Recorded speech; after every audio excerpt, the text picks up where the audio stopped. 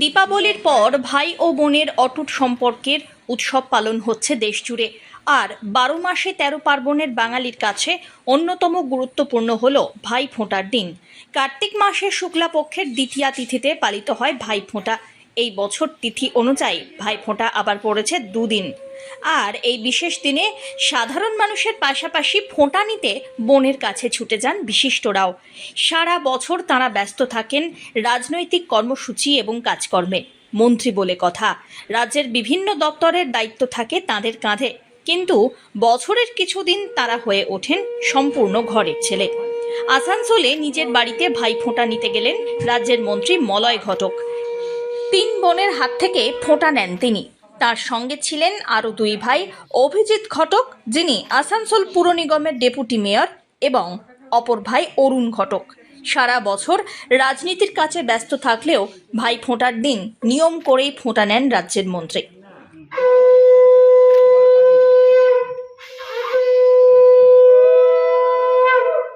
আসানসোলের চেলিডাঙ্গা, এখানে আমার সমস্ত বোনেরা মিলে ভাইফোঁটার আয়োজন করেন।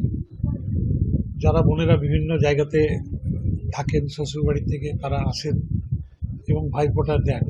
তো আমাদের 3 ভাই, আমরা 3 ভাইও একসাথে এখানে জড়ো হই ভাইফোঁটার দিনে, এবং ভাইফোঁটার তারপরে খাওয়া দাওয়া এই অনুষ্ঠানগুলো আমাদের হয়ে থাকে।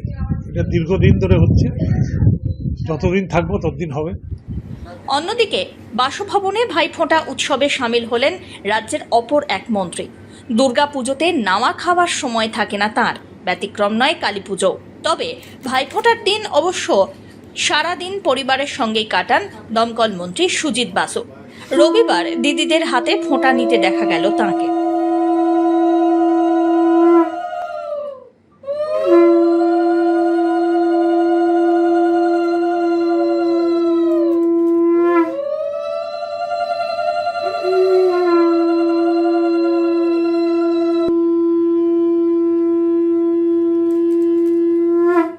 আপনারা সকলেই জানেন যে এরা আমার বাড়ির লোক, সব আমার বোনের মতো অনেক দিন ধরে ওরা আমাকে ফোঁটা দেয়।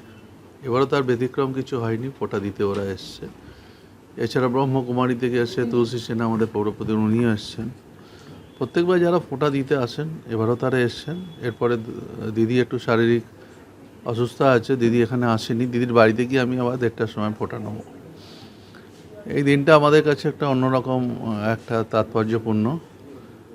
আর এই দিনটায় আমি রাখির সময় রাখি, কারণ আমার শত ব্যস্ততার মধ্যে বোনেদের ভাই দিদিদের থেকে ফোঁটা নেওয়াটা আমি মনে করি এটাও আমার একটা কাজের মধ্যে পড়ে, এবং ওরা বসে থাকে সারা বছর ধরে। এদিকে প্রতি বছরের মতো এবছরেও চেতলা অগ্রণী ক্লাবে আয়োজন করা হয় ভাইফোঁটা অনুষ্ঠানের। আর সেই অনুষ্ঠানে যোগ দিয়ে ভাইফোঁটা নিলেন রাজ্যের মন্ত্রী তথা কলকাতার মহানাগরিক ফিরহাদ হাকিম।